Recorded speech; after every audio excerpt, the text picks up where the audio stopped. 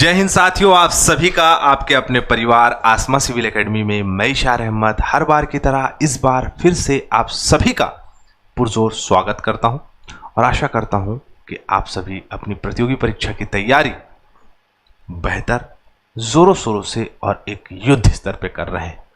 मेरे प्रिय साथियों, चाहे स्टेट पीसीएस हो, सीजीपीएससी हो, एमपीपीएससी हो, एसएससी हो, व्यापम हो, रेलवे हो, बैंकिंग हो, सब में करंट अफेयर पूछा जाता है।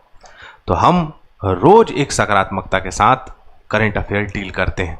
तो आपके लिए सत्र बहुत ही महत्वपूर्ण होने वाला है। तो वीडियो में शुरू से अंत तक बने रहें। अगर चैनल में नए हैं तो चैनल को सब्सक्राइब कर लीजिए और पहले से अगर इस चैनल में है तो मेरे प्रिय साथियों कृपया करके अपने व्हाट्सएप स्टेटस पे इसे जरूर लगाइएगा। ठीक है, चलिए अपना सत्र प्रारंभ करते हैं आज की पॉजिटिविटी के साथ। महान कार्य ताकत से नहीं लगातार लगे रहने से होते हैं। एक बात बताओ, किसी भी महान पर्सनालिटी के बारे में हम चर्चा करते हैं। बाबा साहब भीमराव अंबेडकर, जीवन की स्थिति परिस्थिति ऐसी थी कि सामाजिक तौर पे बहिष्कृत किया जा रहा था।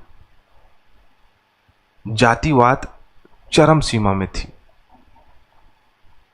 और वो महान कहलाए, संविधान निर्माता कहलाए। लेकिन आप लोगों के लिए एक प्रश्न है इसी महानता, उनकी महानता पे। बताइए उनके पास कौन कौन सी डिग्री है और क्या क्या ख्याति प्राप्त कर चुके हैं वो। तो वो जो लंबा समय है ना, वो धीरे धीरे हुआ है और आज हम बाबा साहब के नाम से उन्हें जानते हैं, भीमराव अंबेडकर साहब के नाम से जानते हैं, संविधान पुरुष के नाम से जानते हैं। गौर से एक बार ध्यान दीजिएगा। एक दिन में शॉर्टकट वाला जो रील्स चल रहा है अभी, वो सिर्फ रील्स में अच्छा लगेगा। अगर हम साधारण दैनिक जीवन दिनचर्या की बात करें ना, तो उसके आधार पे मनुष्य को बहुत मेहनत, परिश्रम और धैर्य के साथ सफलता मिलती है, याद रखिएगा। तो चलिए अपना सत्र प्रारंभ करते हैं। ओवल में आयोजित हुआ था 5वां टेस्ट मैच। आखिरी दिन भारत ने निम्नलिखित में से किस देश को हराकर मैच जीता था? तो इंग्लैंड को हराया था। आइए देखें, कमेंट आया है खूब सारा। खिलेश्वर साहू, कैसे हो भैया जी? मैं Akhilesh Sahu, CAF police ground Bilaspur. अच्छा खिलेश्वर, कैसे हंस मोर भाई? बने बने याद आगे मोला। CF निकाले रहे, बहुत मेहनत करते रहे तैं। मैं ग्राउंड में रनिंग करे पर आत रहे हूँ और सब बने बने। तो CF के बाद जो है और पोस्ट लेना है। पढ़ाई के कंसिस्टेंसी ला बनाए रखबे और पढ़ाई करना नहीं छोड़ना है। ठीक है, अभी CF है, कल IPS बन गए तो पढ़ाई ला नहीं छोड़ना है। ठीक है, तो अपन कंसिस्टेंसी ला बनाए रखबे। ओखर बाद है रजत कुर्रे। 29 जून 2024 को इंडिया ने T20 वर्ल्ड कप जीता था। वाह क्या बात है, मैंने प्रश्न पूछा रहा होगा। मेंस रैंकिंग में ODI number 1 batting ranking Shubman Gill है इंडिया से। ODI नंबर 1 बॉलिंग रैंकिंग में है केशव महाराज साउथ अफ्रीका से। टेस्ट में है बैटिंग रैंकिंग में जो रूट। टेस्ट में नंबर 1 बॉलिंग रैंकिंग में है जसप्रीत बुमराह। अरे वाह क्या बात है। वुमेन रैंकिंग में T20 रैंकिंग में बेथ मोनी है ऑस्ट्रेलिया की। T20 रैंकिंग में बॉलिंग में नंबर 1 है एनाबेल साउदरलैंड ऑस्ट्रेलिया की। ODI रैंकिंग में नंबर 1 बैटिंग में है नटाली स्कीवर ब्रंट और ODI रैंकिंग बॉलिंग में है सोफी एस्लेस्टॉन इंग्लैंड की है। क्या बात है। India versus England test match Oval में इंडिया 6 रन से इंग्लैंड को हराया था। क्या बात है, शानदार, जोरदार, जबरदस्त प्रश्न का उत्तर। आहा, मजा आ गया। ऐसा आंसर मुझे बहुत पसंद आता है, इसलिए तो पढ़ने खड़े हो जाता हूँ। चलो ऐसा ही आंसर दिया करिए आप भी। निम्नलिखित में से कौन सा कथन सही है? CP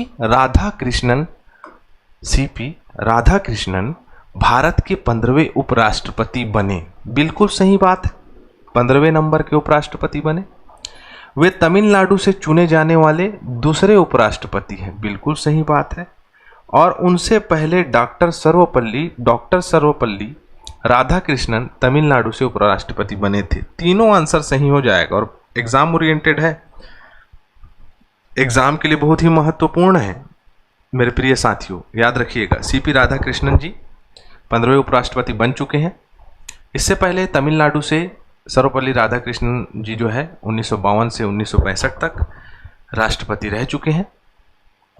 9 सितंबर 1925 को जो है 2025 भाई 1925 निकल गया, ओ माय गॉड। ठीक है, बहुत सारी क्लासेस हो गई आज, इसीलिए थोड़ा सा जहन इधर उधर हो जाता है, लेकिन इससे फ़र्क नहीं पड़ता, हम अपनी कंसिस्टेंसी बना के रखेंगे। 9 सितंबर को चुनाव हुआ। 781 सांसद, जिसमें से लोकसभा और राज्यसभा दोनों से सांसद पार्टिसिपेट किए थे, इसमें चुनाव में मतदान दिए थे। 781 सांसद के वैध मत 752 वैध मत रहे और 15 अवैध रहे। सीपी राधाकृष्णन एनडीए के उम्मीदवार जीत गए और बी सुदर्शन रेड्डी जो विपक्षी उम्मीदवार थे वो नहीं जीत पाए। ठीक है, चंद्रपुरम पुन्नुसामी सीपी राधाकृष्णन इनका पूरा नाम है, मतलब सीपी का फुल फॉर्म ये है। 4 मई 1957 में इनका जन्म हुआ है। आरएसएस के हैं। 1998-1999 में तमिलनाडु से भाजपा पूर्व अध्यक्ष रह चुके हैं, है ना। हाल ही में राज्यपाल रहे हैं और इन्हें अनुभवों में राष्ट्रीय स्तर पर बढ़त दिलाई है इनके अनुभव ने, है ना। अब यहाँ पर संवैधानिक प्रावधान देख लेते हैं। इनका संवैधानिक प्रावधान दिखाई दे रहा है। भारत का दूसरा सबसे बड़ा संवैधानिक पद होता है उपराष्ट्रपति का। आर्टिकल 63 से 71 तक अनुच्छेद में जानकारी है। 5 वर्ष इनका कार्यकाल होगा। राज्यसभा के पदेन सभापति होंगे। संसद में संचालन, कार्यपालिका, विधायिका के बीच सेतु का कार्य करेंगे। और उपराष्ट्रपति राष्ट्रपति को लिखित में इस्तीफा दे सकते हैं। मतलब मेरे प्रिय साथियों, इस्तीफे से जुड़े अगर प्रावधान देखें, जो कि जगदीप धनखड़ जी ने अभी हाल फिलहाल में अपने स्वास्थ्य को लेकर इस्तीफा दिया था, उसी के बारे में ये दिखाया है। पद रिक्त होने पर 60 दिनों के अंदर चुनाव आवश्यक होगा और हो गया। राज्यसभा की अध्यक्षता, उपराष्ट्रपति नहीं चुना जाता है तो उपसभापति कार्यभार संभालेंगे। वर्तमान कार्यकारी सभापति रहे हैं हरिवंश नारायण जी थे। संबंधित अनुच्छेद 63 से 71 वाइस प्रेसिडेंट इलेक्शन रूल्स के अकॉर्डिंग 1974 के अकॉर्डिंग इसका चुनाव हुआ था। ठीक है, मतदाता लोकसभा और राज्यसभा के सभी सांसद लोग दिए हैं वोटिंग प्रणाली रही है सिंगल ट्रांसफरेबल वोट सिस्टम, गुप्त मतदान होता है। ये मतदान ऐसा होता है जिसे हमें एकल संक्रमणीय प्रणाली कहते हैं और इसमें जो है गुप्त मतदान होता है। उपराष्ट्रपति बनने की योग्यता 66 आर्टिकल 66 में दिया है। भारत का नागरिक होना चाहिए, 35 वर्ष का होना चाहिए, राज्यसभा का सदस्य होना चाहिए, किसी लाभ के पद पर नहीं होना चाहिए। ये इसका क्राइटेरिया है। ठीक है, चले आगे, आ जाओ अगला पढ़ते हैं। अगला प्रश्न है, फिच रेटिंग्स ने सितंबर 2025 में भारत के वित्त वर्ष 2025 की जीडीपी वृद्धि दर का अनुमान कितना संशोधित किया है? तो ये है 6.5% से बढ़ के 6.9% होगा। मतलब भारतीय अर्थव्यवस्था में उछाल आएगा, भारतीय अर्थव्यवस्था में सुधार आएगा। त्यौहार का समय है, काफ़ी खरीदी बिक्री जो है उपभोक्ता कर रहे हैं, मजबूत घरेलू मांग चल रही है, अनुकूल वित्तीय माहौल है, ब्याज दरों में स्थिर जो है कर्ज आसानी से बैंक से मिल जा रहा है, निजी क्षेत्र में मजबूती बन गई है, कंपनियों को मुनाफा हो रहा है, निवेश महामारी के बाद लगातार बेहतर होते जा रहा है। मतलब महामारी मतलब हम कोविड के बाद जो है बेहतर होते गए हैं अभी तक के। और ये एक संस्था है फिच रेटिंग जो कि 1914 में बनी हुई है और इसके संस्थापक जॉन नॉल्स फिच रहे हैं। न्यूयॉर्क लंदन में जो है इसका मुख्यालय है और ये बेसिकली जो है किसी देश, कंपनी या वित्तीय संस्था के साख यानी कर्ज चुकाने की क्षमता का आकलन करती है। मतलब कि भारत की जीडीपी बढ़ने वाली है, ऐसा इन्होंने आकलन किया है। ठीक है, चले आगे। एक चीज़ जान सकते हो इसमें कि क्रेडिट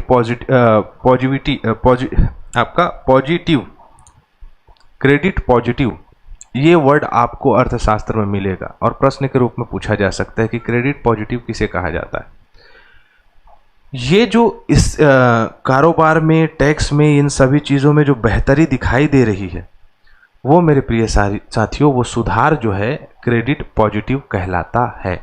आसान भाषा में कहें तो जीडीपी अगर अच्छी होते जाती, ग्रॉस डोमेस्टिक प्रोडक्ट अगर अच्छा होते जाता है, तो क्रेडिट पॉजिटिविटी दिखाई देती है। क्लियर है? चलें आगे। चलो, अगला प्रश्न है, 11-12 सितंबर 2025 को जिलों में समग्र विकास पर राष्ट्रीय सम्मेलन 2025 किस शहर में आयोजित किया गया था? कहाँ किया गया था जी? बिहार के पटना में। बिहार के पटना में सभी जिलों के समग्र विकास के लिए अभी आँख खुला है 2025 में। मजाक कर रहा हूँ, मजाक करना मेरा आदत है।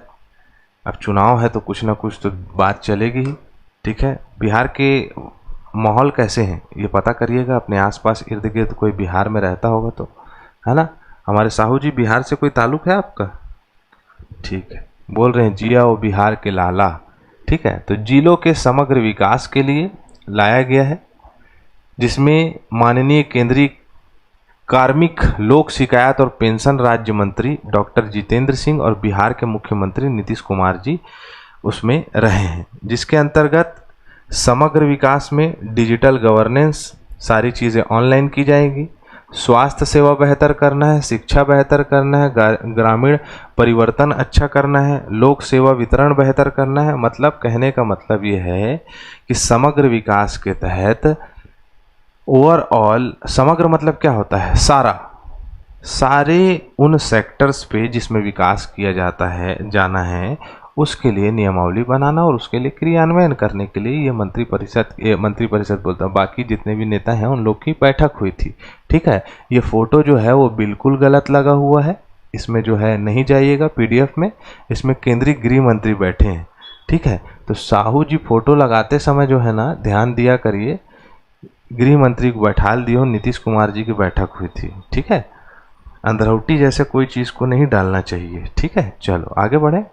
चलो, हाल ही में आईसीसी ने महिला क्रिकेट विश्व कप 2025 से पहले किस प्रमुख अभियान का अनावरण किया है? किसका किया है? Will to win. Will to win, ये क्या है भैया? विल टू विन क्या है? आओ देखते हैं। इसमें ना मूवीज दिखाई गई है। महिला क्रिकेट को प्रमोट करने के लिए, बेहतर करने के लिए इंटरनेशनल क्रिकेट काउंसिल ने जो है होड़ लगा दी है। गूगल के साथ कोलैबोरेशन हो गया है, धनराशि जो है वो बढ़ा दी गई है, वर्ल्ड कप की जो प्राइज मनी है उसको बढ़ा दी गई है। ठीक है, काफ़ी एडवर्टीजमेंट हो रहा है। भारत इस बार मेज़बान है, सह संयोजक जो है वो श्रीलंका है। अब इसमें कहानी ये है कि इसमें जो उभरती हुई खिलाड़ी हैं, है ना, उभरती हुई खिलाड़ी, साथ ही साथ जो सुपरस्टार खिलाड़ी हैं, जैसे कि भारत में स्मृति मंधाना है, हरमनप्रीत कौर है, श्रीलंका से चमारी अथापत्तू है ना, अतापत्थु जो भी नाम है, अटापट्टू बोलते थे हम।